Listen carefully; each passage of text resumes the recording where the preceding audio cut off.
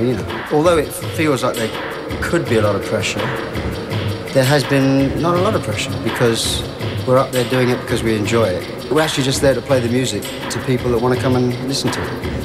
And it's been really kind of great fun.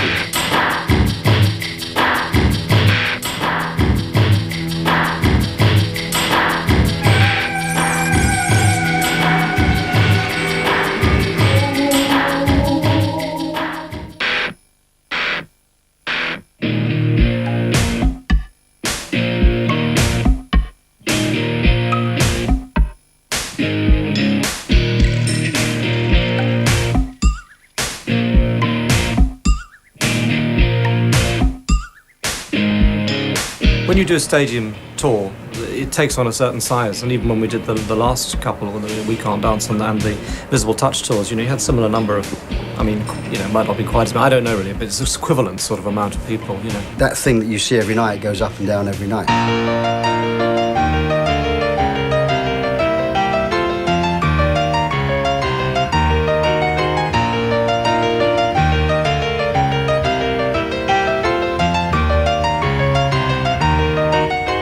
My name is Steve Jones, and I'm one of the production managers with Genesis, and I've been here since 1978. Not right here, with the band. My name is Howard Hopkins. I'm one of the production managers for the tour, and I've been with the band since 1986. Being one of the production managers, it's pretty much the coordination of all the set, sound, lights, video, trucks, buses from one city to the next. I think the key real figures are Pud, Steve Jones, Howard Hopkins, and Wob, whose name I don't know, real name is Wob. They put it all together. I mean, quite how it works, I can't imagine it. Most bands wouldn't try and tour this size production, playing 3 shows in a row. The Stones do 2 a week. But it means the tours take 6 months. So we like doing it this way, but I think we are pushing, and our manager's pushing the boundaries of what can be done. But, touch wood, it's been fantastic. I believe that we might be one of the first acts to ever do stadiums back-to-back. We've done 3 in a row, 1 day off, 2 stadiums back-to-back. We're in Paris tomorrow, then back-to-back to Amsterdam. Scheduling is the biggest difficulty that we are encountering. And also, the other problem is when you play a venue like Paris, where we just have one access into the building, and trying to load 30 trucks in one day, it's a lot of work.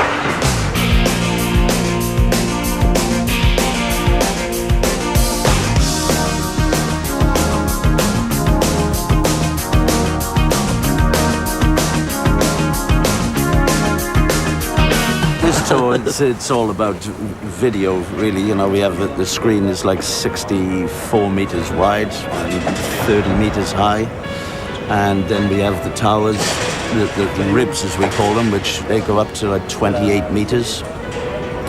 So it's, pretty high. We've worked very hard in integrating the visuals with the music, so we try very hard to make certain that whatever emotion comes from the screens is similar to the emotion that comes from the music.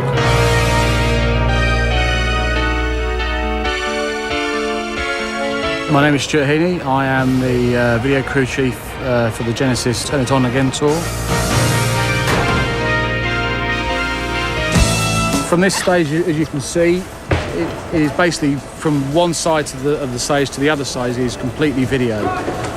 We have 15,089 O-light blocks, which are the small LED blocks, which you can see behind me, stuck in the set panels. And we have 102 panels of larger panels for the side screens, the red side screens here. And I think in total we're looking at 9 million LEDs. It takes us about 4.5 hours to build it each day, and takes us about 2 hours to take it apart and put it on the trucks, ready to go away.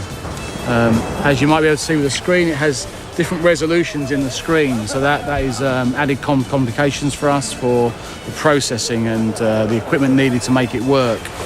So when you put an image on it, it actually looks like a true image rather than there's bits missing and they look the wrong shape and things like that. So we have very clever boffins who look after things like that for us. Well, we use quite a lot of screen, a very large, quite low-resolution screen behind us, which we have project a lot. We have a lot of graphic images we put on that. as well as putting the group up there as well. We've also got 2 high-definition screens at the sides, which do more the job of showing people, from a distance, what we look like. When the screen first comes on, it is a big wow factor. Sometimes the people at the front don't really get the full impact of the screen. You have to be halfway down the venue to get the full kind of size of the screen, because at certain points closer you may not be able to see the sides, or at one point in the show we put a camera picture across the whole screen of the crowd, so when they see themselves and recognise they're on the screen, that looks really good, because they're really pleased.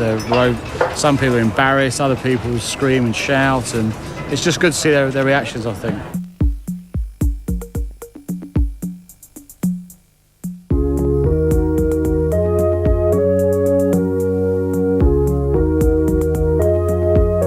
The first thing we did was to let Mark Fisher, who's a very good stage designer, let him go mad, have any idea he wants. And he had this nice, rough feeling of a sort of shell, like a sort of seashell, which is how the whole thing come out eventually. So you let him and Parte, the lighting designer, Woodruff, just go mad and see what they can do, I think we all stay actively involved. I think we have a very good feel for what works with the songs. We have some really strong visual things, but if it's in the wrong place, it detracts. And I think the key we've always managed to try and do is to get so that whatever you're showing visually on a screen or with the lighting enhances the music every time. Genesis is the one and only ticket I've ever bought for a concert when I was a young boy. For a band, I think they're really good. It's nice to see a band that enjoy playing music. A lot of the fans are here for the music, but they also get a good show with it as well. There's a big video screen, so I think it's good.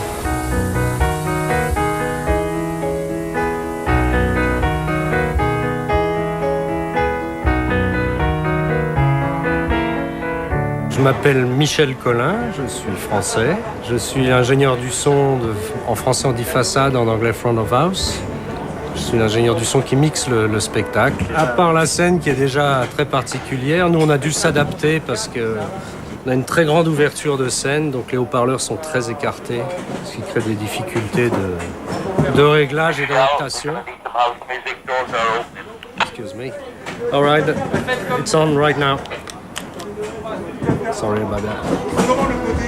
Technically, I suppose, really, the bigger change is monitoring the quality of the mixers. It's all preset, so every time you make a change, it goes into memory. We have in-ears now, so the sound for us is always very good. In the past, a bad-sounding venue, we'd find it hard to get the sound right, whereas here we always have a good time in our, in the ears.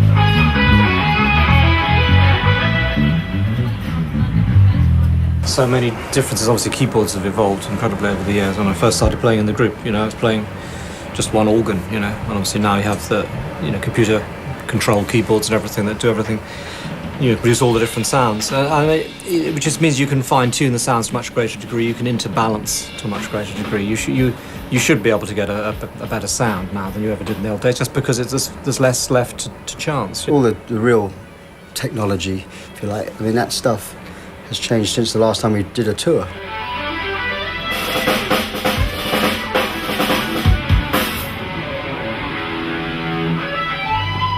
Sur cette tournée, comme le montage est assez long, qu'il y a beaucoup de voyages, des fois le band n'est pas là parce qu'il arrive plus tard, on n'a pas le temps de faire de sound check, donc on fait juste un line check.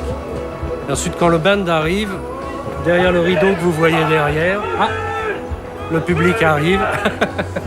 Content.